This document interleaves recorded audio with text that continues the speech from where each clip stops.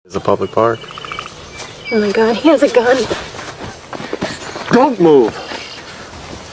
If there's anything else I could do for you, okay, you have everything that I have.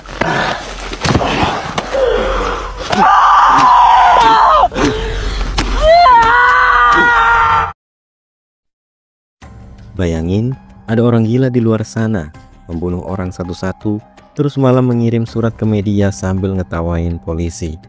Gak cuma ngaku, dia juga ngasih teka-teki pakai sandi aneh yang isinya ngeledek kayak bilang, kalau lo bisa pecahin ini, lo bisa tangkap gue.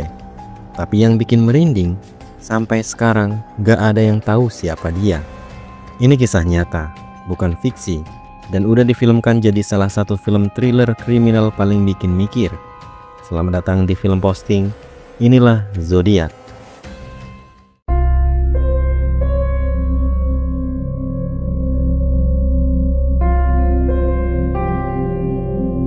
Film dibuka pada tanggal 4 Juli 1969 saat kita diperlihatkan seorang remaja bernama Mike yang dijemput oleh seorang wanita yang jauh lebih tua darinya, yaitu Darlene Ferrin, untuk pergi berkencan di sebuah lapangan sepi di pinggiran kota Vallejo. Namun, niat mesum mereka tiba-tiba terganggu oleh ulah beberapa remaja usil yang melempari mobil mereka dengan petasan sebelum akhirnya kabur.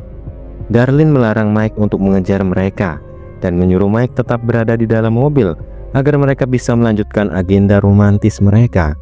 Tapi gangguan kembali datang. Kali ini dari sebuah mobil misterius yang tiba-tiba parkir tepat di belakang mobil Darlene. Padahal area parkir di sekitar mereka sangat luas dan bisa dipakai parkir di mana saja. Anehnya, mobil itu pergi begitu saja, menghentikan sejenak rencana mesum mereka. Mike mulai curiga, mengira bahwa orang dalam mobil itu mungkin adalah suruhan suami Darlene yang sedang menyelidiki hubungan gelap mereka. Karena merasa tak aman, mereka berniat untuk segera pergi dan meninggalkan tempat itu. Namun mobil misterius itu kembali dan kali ini parkir tepat di belakang mereka, menghalangi jalan keluar. Tak lama, seorang pria berbadan besar keluar dari mobil tersebut, mengarahkan senter ke arah Mike dan Darlene. Ia berjalan ke sisi mobil Mike, lalu tiba-tiba menembak keduanya sebelum kabur begitu saja.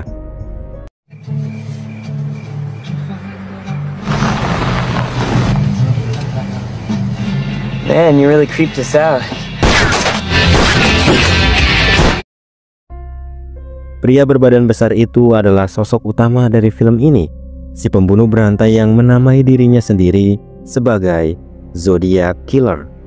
Anehnya, Zodiac sendiri yang menelpon nomor darurat 911 dan melaporkan pembunuhan yang baru saja ia lakukan, seolah ingin menantang pihak kepolisian untuk menangkapnya. Setelah membuat panggilan itu, Zodiac pergi meninggalkan dua korbannya.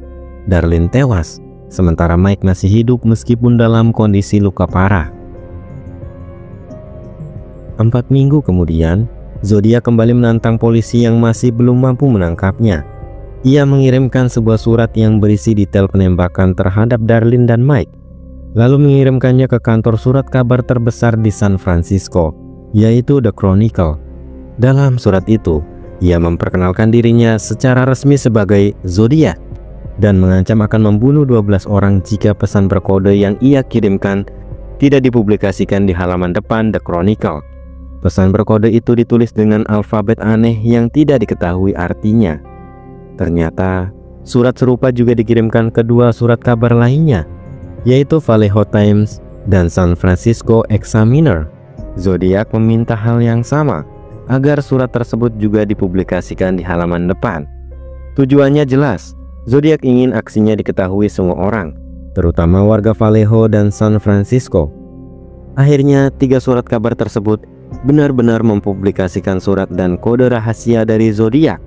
Dan hal ini berhasil menarik perhatian banyak orang untuk mencoba memecahkannya. Seorang guru sejarah dari Salinas akhirnya menjadi orang pertama yang berhasil memecahkan pesan tersebut. Namun, ia masih gagal menerjemahkan beberapa huruf yang tersisa, yang membuat Robert Graysmith, seorang kartunis kutu buku yang bekerja di kolom politik The Chronicle, ikut tertarik untuk menyelesaikannya. Sementara itu, Paul Avery, wartawan kriminal senior yang bertugas meliput kasus Zodiac, mulai tertarik dengan analisis Graysmith yang ternyata benar. Kode itu memang tidak berisi identitas asli zodiak, melainkan hanya sekadar cara agar nama zodiak dikenal dan jadi pembicaraan sisi kota. Namun Paul Avery segera dipanggil ke ruang editorial sebelum Graysmith sempat menyelesaikan kode yang tersisa. Karena ternyata zodiak kembali mengirim surat baru. Kali ini berisi rencana pembunuhan yang akan ia lakukan selanjutnya. Meskipun tak menyebutkan kapan dan di mana pembunuhan itu akan terjadi, isi suratnya cukup membuat gempar. 1,5 bulan setelah surat itu dikirim, zodiak menjalankan aksinya sesuai dengan detail yang ia tuliskan kepada The Chronicle. Kali ini ia muncul mengenakan penutup kepala dan membawa pistol, lalu mengancam sepasang sejoli yang sedang bermesraan di tepi danau Berryessa, yaitu Brian Hartnell dan Cecilia Shepard. Di bawah todongan pistol zodiak, Cecilia dimintai untuk mengikat Brian terlebih dahulu. Setelah itu, giliran Cecilia yang diikat oleh sang zodiak. Mereka kemudian ditelungkupkan di tanah dan ditikam berkali-kali dari belakang menggunakan pisau panjang. Somebody else is here. It is a public park. Oh my god, he has a gun. Don't move! If there's anything else I could do for you, okay, you have everything that I have.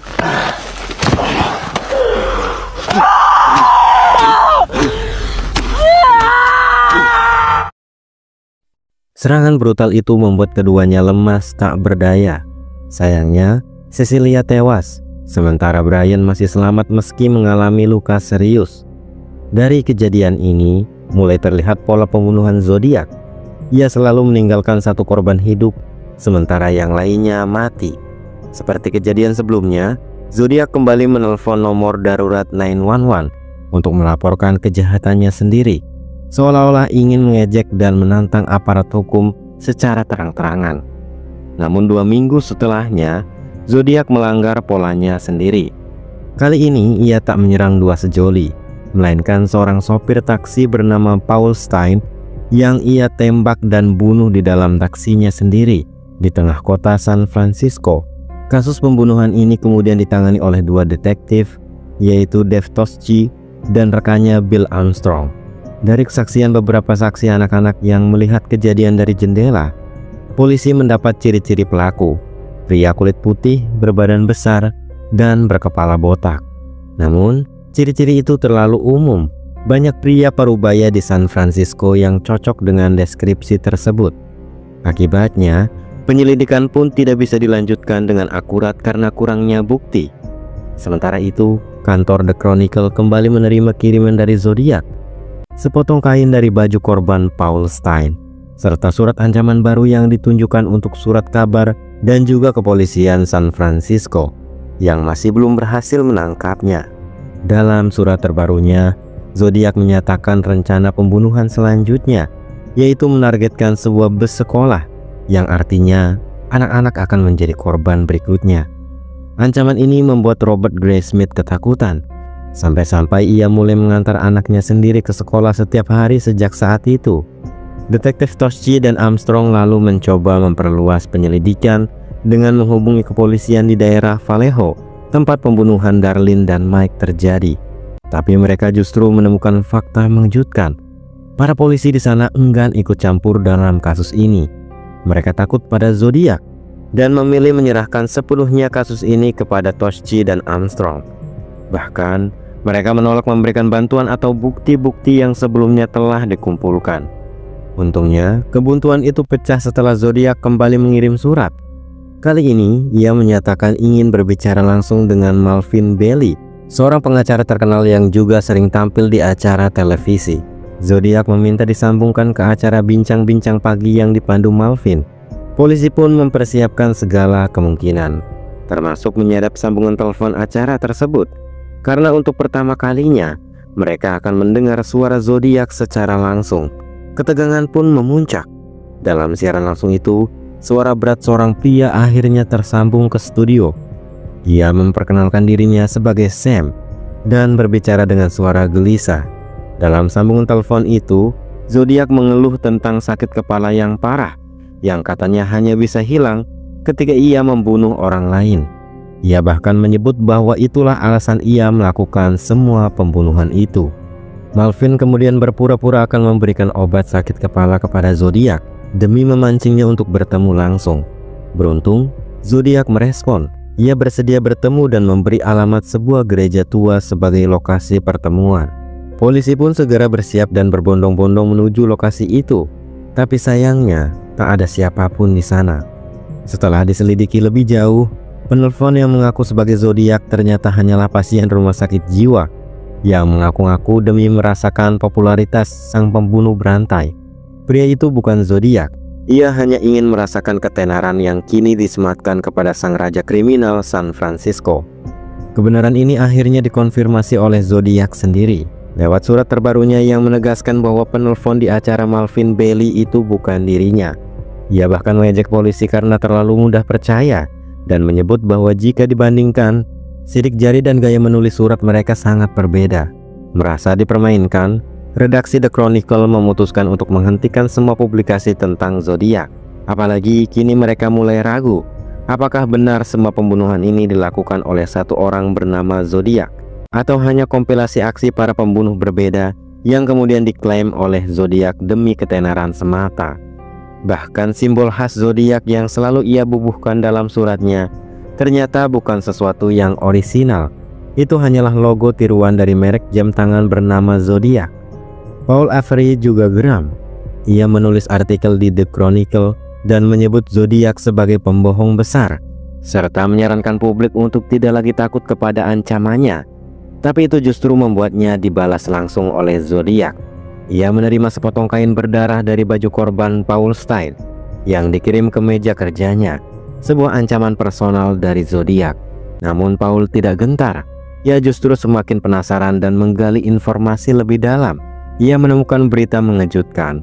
Kemungkinan pembunuhan pertama Zodiac terjadi jauh sebelum kasus Darlene dan Mike. Alih-alih melaporkan temuannya kepada detektif Toschi atau kepolisian San Francisco, Paul langsung menulisnya di kolom berita panas The Chronicle. Berita ini meledak. Nama Paul Avery pun viral dan muncul di berbagai stasiun televisi. Toschi yang mengetahui berita itu segera menyelidiki sumber informasi Paul.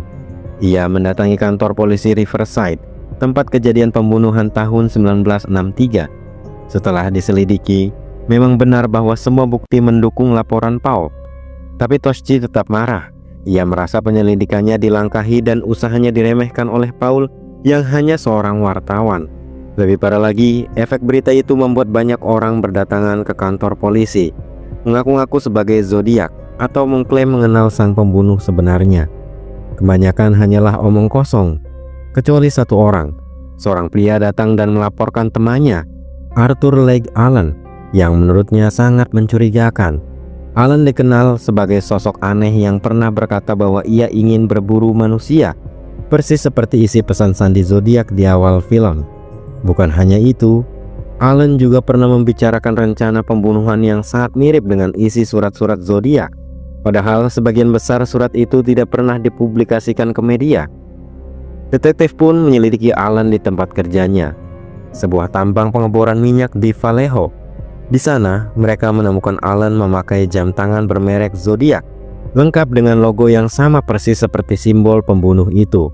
Sepatu Allen pun mirip dengan jejak sepatu yang ditemukan di lokasi salah satu pembunuhan. Namun selain dua hal itu, tidak ada bukti konkret. We're investigating the Zodiac murders in San With Francisco. the blood on him. That blood came from a chicken that I killed for dinner. What? Is this about the Riverside killing? Yes. I'm not the Zodiac. And if I was, I certainly wouldn't tell you. Mereka lalu mewawancarai keluarga Allen yang justru mendukung penyelidikan dan bahkan membantu polisi. Mereka memberikan sampel tulisan tangan milik Allen untuk dicocokkan. Sayangnya, analisis dari ahli tulisan tangan Sherwood Morrill menunjukkan bahwa tulisan Allen tidak cocok dengan surat-surat Zodiac. Kasus pun kembali buntu.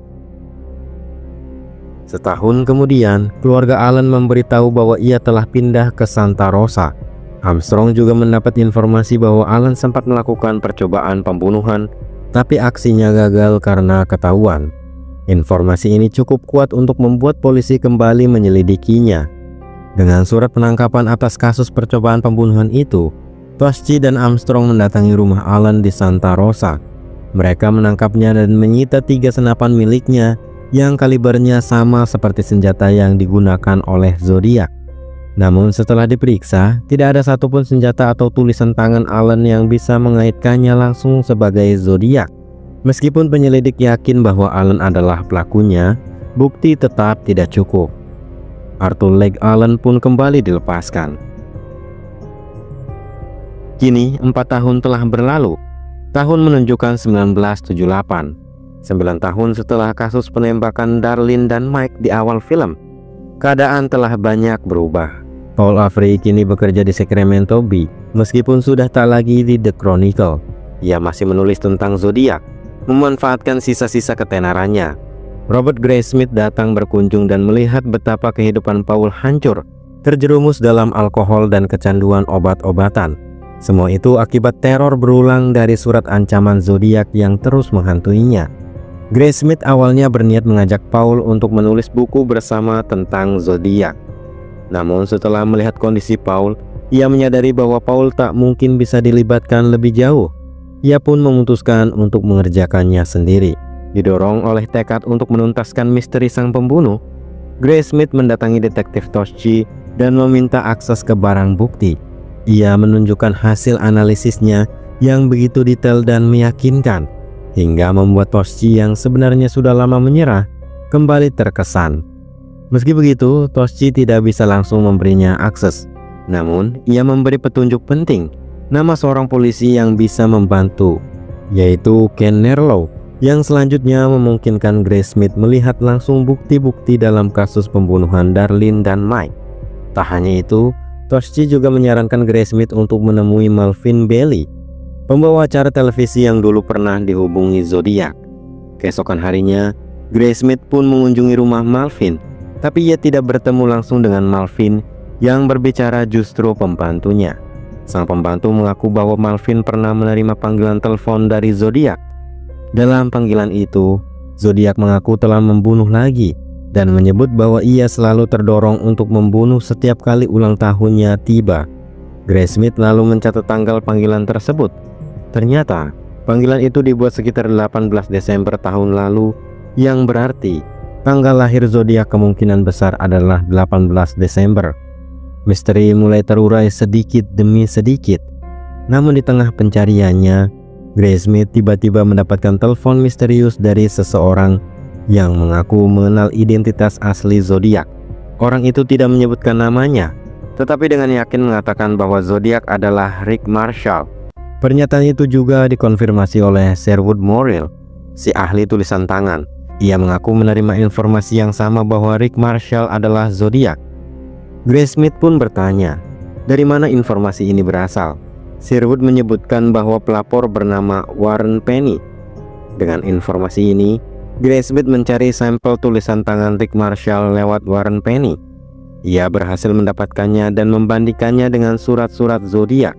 Hasilnya, tulisan mereka sangat mirip, meskipun ada beberapa perbedaan yang membuat Graysmith belum sepenuhnya yakin. Sementara itu, obsesi Graysmith mulai merusak rumah tangganya. Istrinya, Melanie, merasa bahwa perhatian suaminya terlalu terserap pada kasus ini, dan mereka mulai sering menerima telepon ancaman dengan suara berat, diduga dari Zodiac sendiri. Tak tahan lagi, Melanie pergi membawa anak-anaknya, meninggalkan Graysmith yang lebih memilih melanjutkan pencariannya dengan menyelesaikan buku tentang Zodiac. Graysmith kemudian mengunjungi Linda, saudara Darlene, korban pertama yang ditampilkan di awal film, yang kini dipenjara.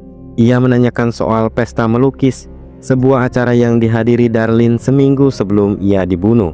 Darlene kala itu disebut merasa tidak nyaman dengan kehadiran seorang pria misterius di pesta tersebut. Graysmith meyakini pria itu adalah Rick Marshall, tapi Linda justru mengingat nama pria itu adalah Lee. Graysmith langsung teringat pada Arthur Legg Allen, pria yang dulu dicurigai oleh Toschi. Ia pun kembali menyelidiki Alan dan menemukan bahwa tanggal lahir Alan adalah 18 Desember, sama seperti yang disebutkan pembantu Melvin sebelumnya. Graysmith kemudian menemui Toschi dan membeberkan seluruh temuannya di sebuah restoran. Ia menjelaskan koneksi antara surat, tanggal lahir, kesaksian Linda, jam tangan zodiak, dan nama Lee. Toshchi yang selama ini telah kehilangan semangat atas kasus ini terpukau oleh kejelian Graysmith. Semua benang merah mulai saling terhubung. Namun karena Toshchi sudah tak lagi bertugas di divisi pembunuhan, ia tidak bisa langsung bertindak. Ia menyarankan agar Graysmith segera menyelesaikan bukunya, karena jika bukunya terbit dan menyajikan semua data ini secara sistematis, pihak kepolisian akan memiliki dasar kuat untuk menyelidiki ulang. Graysmith pun seolah mendapatkan angin segar. Ia merasa akhirnya memiliki petunjuk penting yang bisa menjadi kunci sukses dalam penyelidikan terhadap salah satu pembunuh berantai paling terkenal. Waktu kemudian melompat ke bulan Desember 1983. Saat itu, Graysmith masuk ke sebuah toko perlengkapan rumah tangga di kota Vallejo, tempat di mana Arthur Legg Allen bekerja. Di sanalah ia berhadapan langsung dengan Arthur Legg Allen, orang yang selama ini paling dicari oleh kepolisian San Francisco, sekaligus tersangka utama pembunuhan berantai yang dikenal sebagai Zodiac. Namun tak ada satupun kata yang diucapkan Graysmith. Ia hanya memandangi pria itu, lalu pergi begitu saja setelah menatap langsung wajah si bajingan cerdas yang selama ini menjadi obsesinya. Film pun ditutup dengan adegan Mike, korban pertama sang Zodiac yang selamat, mengonfirmasi bahwa memang benar Arthur Legg Allen lah yang menyerangnya bersama Darlene pada malam itu. Sayangnya tak lama setelah buku Graysmith tentang kasus Zodiac diterbitkan, Arthur Legg Allen keburu meninggal dunia akibat serangan jantung. Ia pergi sebelum sempat diinterogasi lebih jauh oleh pihak kepolisian. Dan film pun selesai. Bagaimana menurut kalian? Apakah Arthur Legg Allen memang benar-benar sang Zodiac? Atau ada kemungkinan pelaku sebenarnya masih bebas di luar sana? Tulis pendapat kalian di kolom komentar. Segitu saja alur cerita film kali ini. Sampai jumpa di video selanjutnya.